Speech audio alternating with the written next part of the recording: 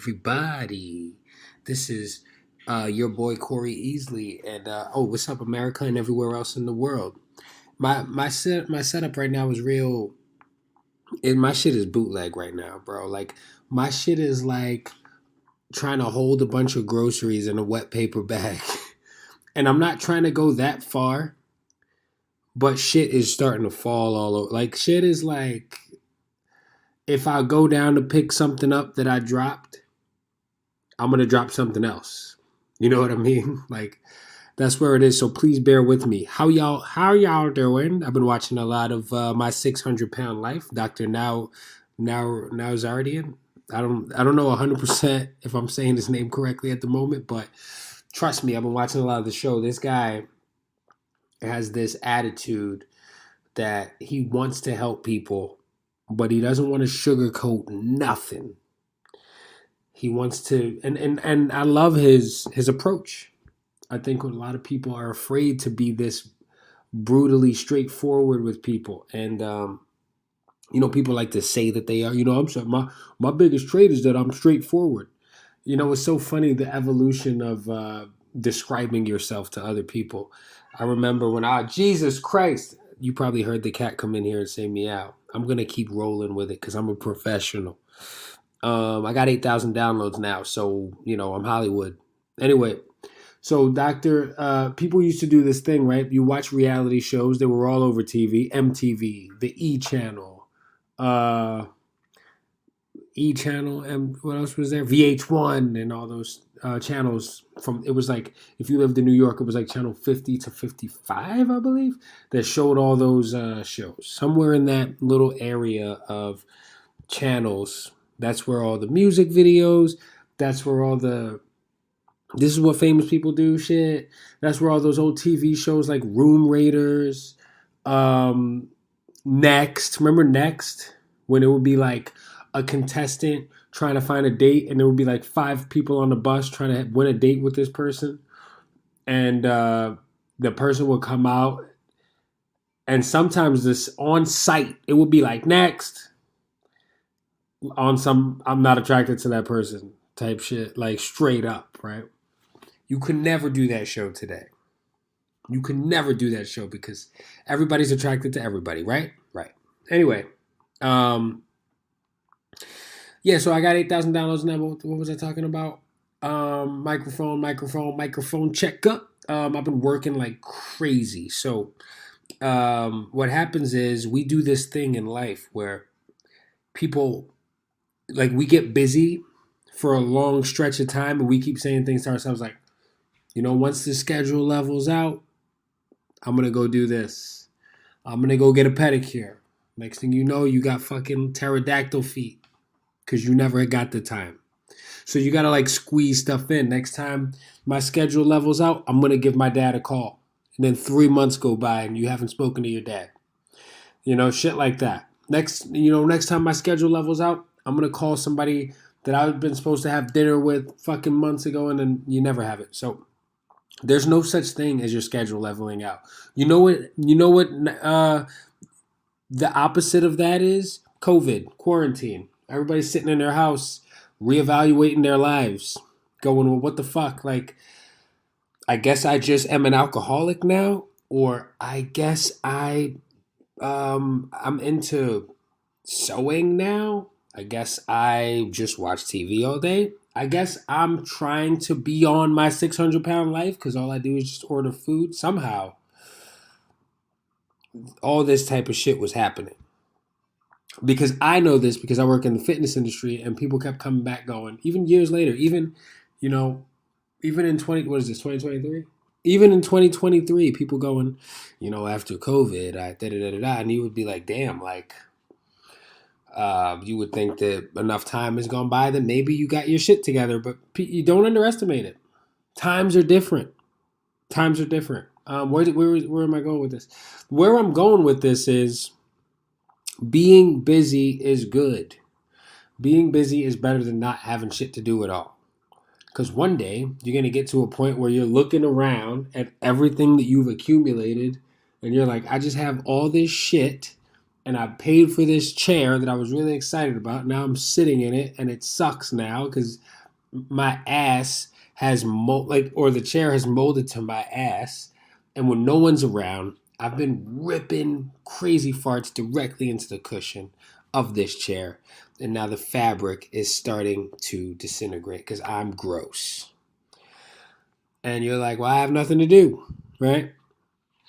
And let me ask you guys a question, right? Like you can answer me. What do? We rearrange the furniture. We start becoming our parents. We start doing the shit that our parents did. You know, I remember when I was a kid, I would come home sometimes and the fucking couch would be on another wall, and my mom would be like, "Yeah, I just moved the fucking couch," you know, because I felt like it. I needed a refresher, and that's what people do. I didn't understand it quite. Like I didn't understand it at all when I was a kid. I was like, okay, I mean, I liked the chair where it was, but I guess you needed to do, or the couch rather. But I guess this is how you spent your day. Not that my mom was really home that much, but it might have even been in the middle of the night shit. All I know is she would move furniture around. It's probably a weekend activity for her. Um, but anyway, yeah, you just gotta start finding shit to fill your time. Right now, every now and then we get so busy and we get so overwhelmed, and I think I figured out the secret to being busy and not losing your mind. The secret to being busy and not losing your mind is making sure you're well hydrated, making sure you're well fed, making sure you've gotten good sleep.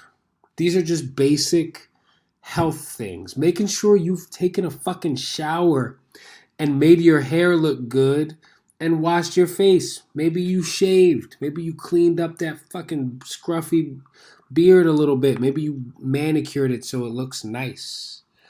Maybe you did your hair. Maybe you got your nails done. I'm talking in general, right? Everything I'm saying could apply to anybody. Man, woman, he, she, they, them. It doesn't fucking matter. All that matters is we're taking care of ourselves, right? How to navigate your life while you're busy. Basic things like basic hygiene, basic nutrition, getting good sleep. All the things that they told you when you were a kid that you need to do. When you were a kid, your parents made you do it, right? They'd be like, turn the fucking TV off, brush your teeth, and go to bed. And you'd be mad about it because you were watching that. I was watching that. I was watching Nick at Night, watching Laverne and Shirley, watching a couple of fucking old ladies. I have no idea what's going on. Watching Three's Company with John Ritter on Nick at Night, watching the fucking Jeffersons, you know, or watching cartoons. I was a late night cartoon guy too. Right? The fucking Flintstones used to come on like every night. Scooby Doo. Hanna-Barbera cartoons were some of my favorites. But anyway, yeah, all the basic stuff that your parents told you to do when you were a kid are some of the most valuable things that you can take into adulthood, right? Like, I learned how to take care of myself as a kid. And what happens is, I think we start trying to rebel so much from being told what to do by our parents that we just go in the opposite direction. Um, and we don't take care of ourselves, and because we just feel like, you know what, I'm free now. I could do whatever I want. I don't got anybody. I don't have a bedtime. I could eat fucking. I could eat nachos at 11 o'clock at night and watch 3 more hours of Netflix, even though I gotta work at 8 o'clock in the morning, right? And then I'll get up and won't eat breakfast, and I'll say some dumb shit by the time it's like 1 p.m. and I'm eating a fucking, I don't know. I'm eating a goddamn fucking burrito from Taco Bell. Like, this is the first thing I've eaten all day. People do shit like that. Like, that's an extreme example, I think, but it's not an extreme example to somebody. Somebody's like, that's my real life. That's my real life every day. My first meal I've eaten is at 1 o'clock. I slept for fucking 3.5 hours, and I've worked all day. And then people walk around going, I'm just so fucking depressed. And it's like, well, I'm sure that you have some issues that maybe you need to work out. But also, I think you could do a little bit better on taking care of yourself. When you watch My 600 Pound Life, Dr. Now comes into the room and there's a person who is super morbidly obese. And he always starts with this. So, why are you here? Pretty essentially, right? I'm not going to do the accent or anything like that.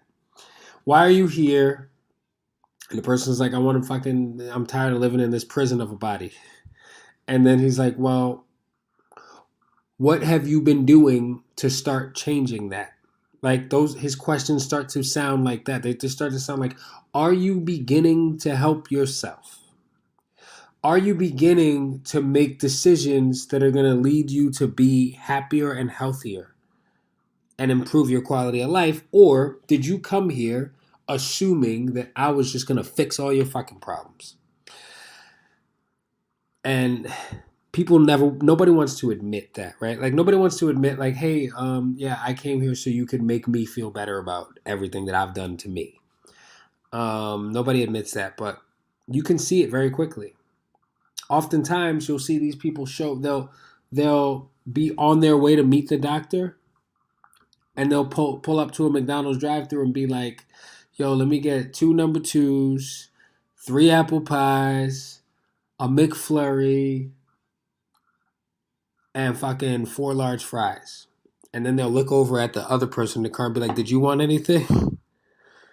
And then they'll go to Dr. Now, you know? And I'm using this as an example, but I just feel like I just, I know so many people that everybody's going through some tough things, right? And I look at my mom a lot. My mom is so tough. She's so strong, such a strong woman. And sometimes we get tired, right? Like I consider myself to be a mentally and emotionally strong individual. However, there are moments where I'm like, fuck, like, do I have to always be strong? I know we ask ourselves this. Like, I'm tired of learning shit the hard way. Why do I have to be strong right now? Can I just chill? And sometimes life doesn't offer you that, right? Like, hey, cat's going nuts. Sometimes life doesn't offer you the option to just put all the craziness on pause. So you got to do your part, right? Never, like, I know you get so good, you get to a point where like you start to feel pathetic and miserable and weak, and you start to be able to identify what it is. Here's a secret. It's not a secret, like I've been keeping it from you. It's just a tip that helps me out to get through my days, right? I'm a fitness professional. I'm also a certified nutrition coach, which means if you ask me a question about your diet, I can go, yeah, I think that's a good idea. And then if you say, can you make a meal plan for me? I can go, I can refer you to this person who's qualified to do that. That's how that certification works. Now, which is fine, right? I can still talk about things with you. But what I do for myself personally is I'm not much of a sweets person. And I'm not bragging. I'm not over here like, yeah, man, I just fucking, I just don't, I never think about having a Snickers, right? But I'm such a food dude. Like if I'm hungry, like I'm not thinking I want to snack on something sweet. I'm thinking I want a gigantic burrito with steak, double steak, rice, all the shit inside it. I want it to be spicy, and I want it to be heavy, and I want it to be the size of my forearm. And I want when I bite it, I want it to get so fucking messy that I have to never put it down until it's done. Because if I put it down, now it's a platter. Because it just fucking unfolds on itself because it's such a messy, heavy, like a child would not be able to finish this. You have to be a fucking big adult behemoth to eat this burrito. And that's how I feel when I'm hungry, you know. But not everyone's like that, right? But what I do is every time I eat, I keep a food log. I write down the time that I ate, and I write down what I ate. And it's not like there's no like restriction. I'm not like on a carnivore diet. I'm not on a keto diet. I eat tons of carbs. I need to based on what I do, especially for my fitness. Um, and it really helps because like there's days where I feel fuck, like I feel so weak, I feel so drained, I feel so out of it. And then I'll look at my shit and I'll be like, well, I haven't eaten in 3.5 hours and I worked out for 2 hours today. So that explains a lot, right? And then you go in and you make sure you eat something, right? Like, so you start to identify, like, I see all these quotes and shit all over social media that talk about the best relationship you can have is, the purest relationship you can have is like the relationship you have with yourself. I'm paraphrasing like a motherfucker right now, but I've seen something along those lines a lot. And it really resonates with me whenever I see that, because I'm just like, you ever see someone you care about and they speak about themselves in a way that you don't like to hear, because you know that person is great, but they are talking about themselves in such a negative way that it's like, you start saying something enough, you believe it, right? I think it's hard for some people to give themselves grace, even if they're good at giving it to you. So you gotta do that shit for yourself. I think life puts examples of people in front of you that are like, make you think, this is a really good trait. This is a really good quality. Is that something maybe I want to develop in myself? Or put people in front of you that you're like, that's something that I never want to do, and I never want to think that way, right? Like, I want to avoid getting to that place or behaving like this because of what it looks like from this perspective. It's hard. It's hard. I remember when I was like 19, 20, I had a friend. He was 10 years older than me, and I hope he's still doing well. I haven't seen him in years. Good dude. Name was Frankie. And maybe he listens to this podcast. Who knows? Sometimes you'd be surprised. So shout out to Frankie. Um, Frankie, he's from Brooklyn. Cool dude. Tatted up. We used to drink together a lot. I hope that he quit drinking just the way I did. I really do.